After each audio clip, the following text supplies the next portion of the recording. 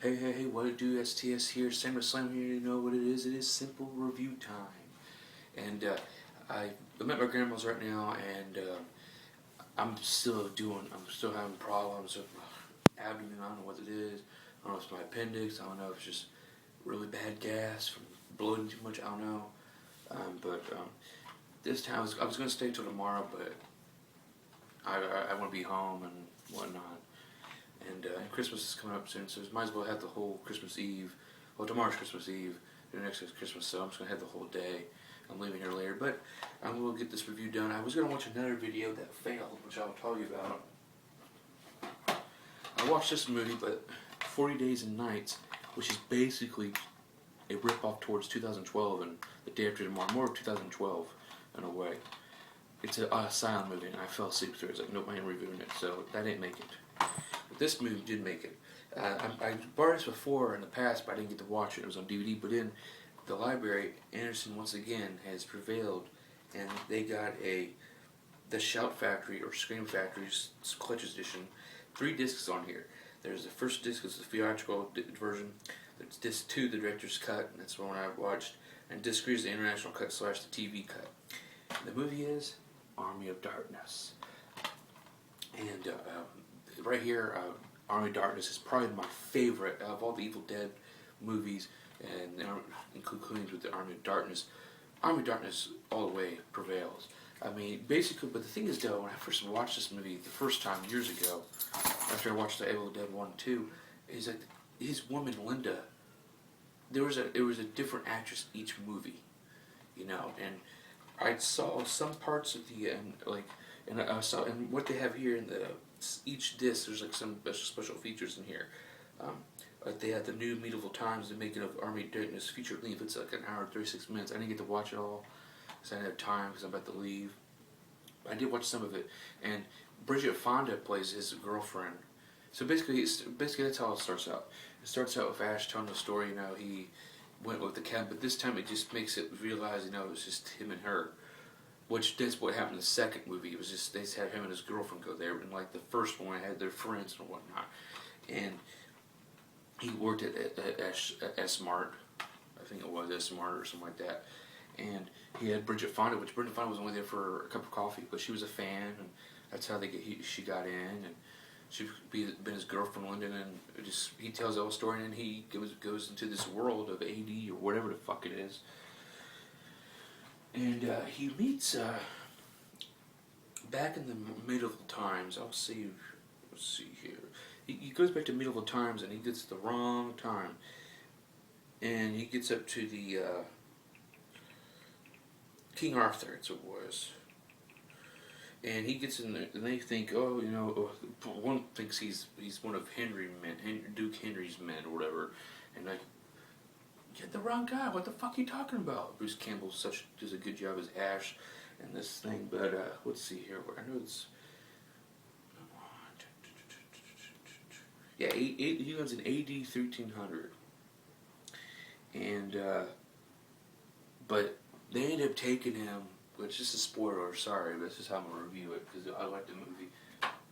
I'll just do a little stint, but they ended up taking him to the castle, and they had him in this rat thing, you know, and whatnot, and they put him to the pit where they actually had the Denites, which is basically the zombies, basically the evil from Evil Dead 1 2, but was attacking like the possessed people. But the Denites are the bastards in this film. They have a bunch of demons coming there, but they have one trapped in the pit where they put all their criminals or whatever who has betrayed them or whatnot, and put them in this pit, whatever. But they do that, and they put him in there, and he gets in, and there's this like possessed person or whatever, and Bruce just beats the hell out of it. And then King Arthur ends up putting the drills or the nails or I forgot, but they're coming in with spears or something, like huge spears, they can be decapitated like that. He gets up and then he puts the rope, and then, but also he has one of the little, what is the guy's name? Like he's like a wizard or something. What the hell? Arthur's wise, yeah, Ian Abercrombie. Arthur's wise. He was the wise Arthur's wise man, and he had like he reminded me of Obi-Wan Kenobi between and Kevin Sullivan, the wrestler Kevin Sullivan. But he gives his chainsaw, and there's this famous shot where he just jumps up and sweeps it with his no hand, and it fits the chainsaws. And so he just gets out and tells him, yeah, and he wants to leave. So the thing's like, I want to leave. You told me to get your problem. He wants to leave, but they said you need the Book of Necronomicon, or whatever the fuck it was called, the Book of the Dead, basically. So, but even before that, he meets this chick who's Embeth Davidtz. I forget her name on this. Sheila on there. But he meets Embeth Davidtz. That's the actress' name. And I didn't realize this is the chick who plays Mrs. Honey from Matilda. And this is the chick that played one of the chicks in my favorite season of Californication. And I'm like, wow, what the fuck? That's fucking unreal. I never would knew that until I watched this. She played very good. She's a South African American, and white South African American. She's hot as hell. Always has been honest I've seen. And she does a very damn good job. And they had a love making scene. Like he's like, give me some sugar, baby. Because first she didn't really like him. She thought that her brother got killed by him and his men or whatever. But so on, they said that, you need to get the Book of the Dead. So he used to go all the way to the Book of the Dead and whatnot. And the dead start following with Sam Raimi's camera tricks. But he always talks about those, like going through the trees and everything. You're gonna get everywhere, but he gets out and he gets in this little windmill, which I think was kind of paying homage to fucking Frankenstein in a kind of way. But I don't know if that's really paying homage. I mean, that's where he died in the windmill or whatnot. But he gets in there and the dead can't get in. But then it has this little segment where they have these five little like ink size of mini ashes going after him, poking at him and every damn thing and whatnot. And it's just so funny. It's just like the time where he hit his hand, where he was fighting his hand and like get all crazy in the second film. Which I put, like, if I had to rank them, well, I'll do that at the end of the movie though, review. But he gets through it, he gets out, but then he gets for the dead again. And there's 3 books or whatnot, and then all of a sudden here comes Evil Ash, which is one of the mini ashes got inside his body, and there was an eyeball too, and then there was him in 2 different ashes, 2 form, which was becoming to Evil Ash. But Ash beat the hell out of Evil Ash and whatnot. But then he gets buried, but he gets back up as the Evil Ash, the Dead Knight Ash. And he comes up, and then this big deep he gets out and said, I got the book, get me out of here, I want to go back to my own time. And he's like, well, did you say it right? I did. But he said some of the words, but all the way through, and not really understandably. And more Dead Knights come, the Army of the Darkness, which is, like it said in the documentary, they got inspiration from Jason Argonauts, from Without the Skeleton Fightings and whatnot, which I've seen in the movie, but to me, I was not really a fan of the movie, and I didn't even review it because I was just like, no, I'm not really into this film. But they come back, and he's being a coward, but then once when one of the big demon flies, or whatever, I don't know, he takes as Embeth. How did her name? Embeth,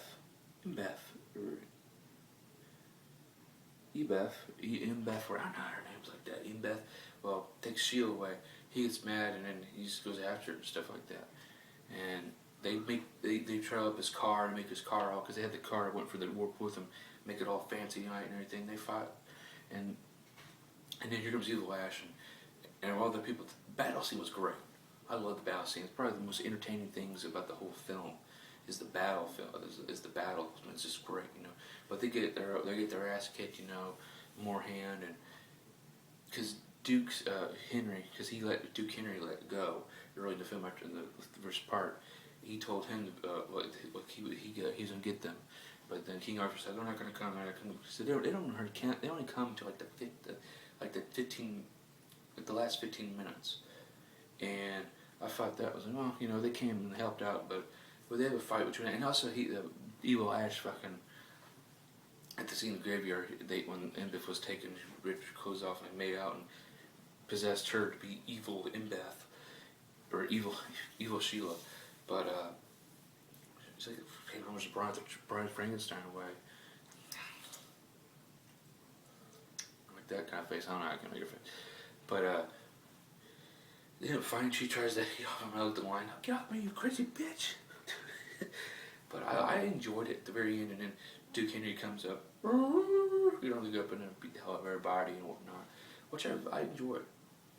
But then it comes to the ending. Now he's leaving. He should take with her. He should take Embeth with him, or Sheila keeps in her with him. But they gave him this ointment with the stuff where you have to drop 6 drops and it makes you sleep healthy. You can sleep for centuries. And he said if you take 6 and you'll be in your century, whatever. And well, he does, and then what they do, they had to get him in a damn. One thing I didn't know about the ending was they had to get him through they had to get him inside it.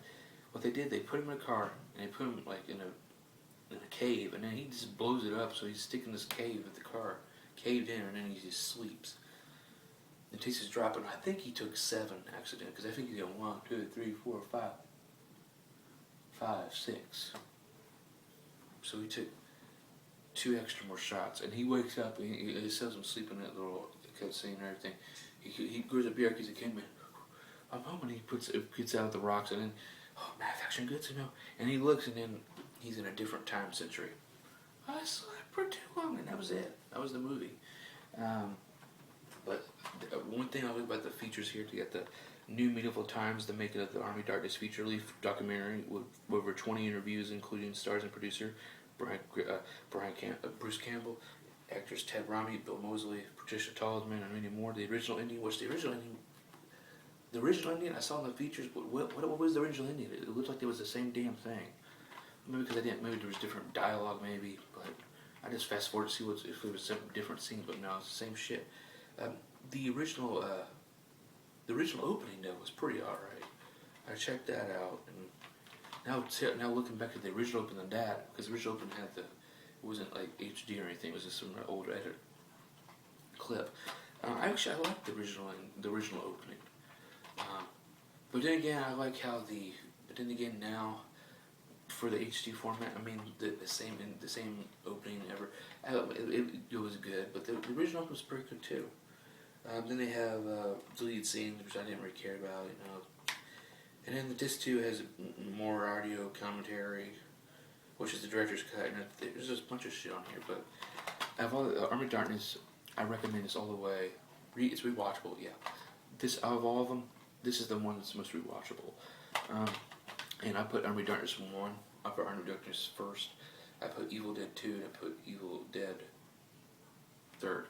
So Army of Darkness is backwards, basically. Army of Dead, Evil Dead. But then the new Evil Dead, fuck that.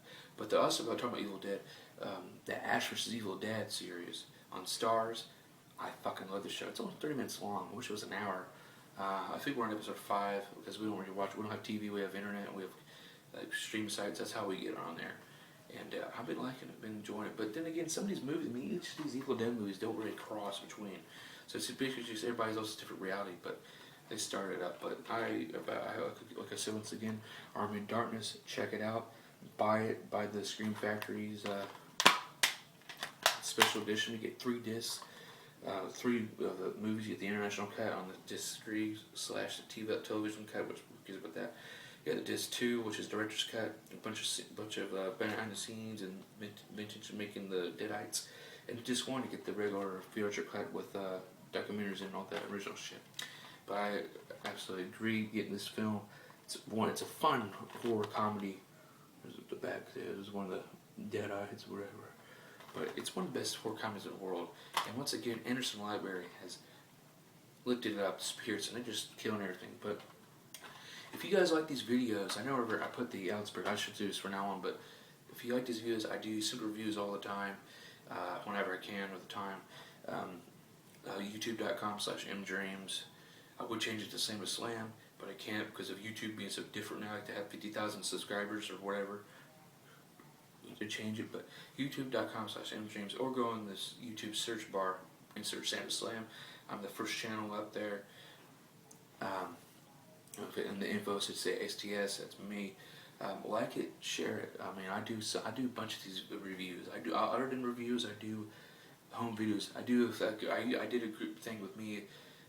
I do Ash and Sam Slamcast plus Chica, which is basically just a episodic show with me and my buddy Tim when we're drunk. But gonna be straight edge for a while because of these. I've been having so much of health issues in this December. Now I'm telling you about the saying. I'm gonna say this to myself in the future. Remember this year, December 2015? Yeah, it was bullshit. It sucked. It sucked. And I'm just waiting for Christmas to have a 420 Christmas. But I'll see you guys later. Like, comment, share, whatever. Just keep on liking my videos, and I'm gonna keep on bringing more into you. You know, I'm talking to myself. But I'm STS. Peace. I'm out. And we'll see you for the next review.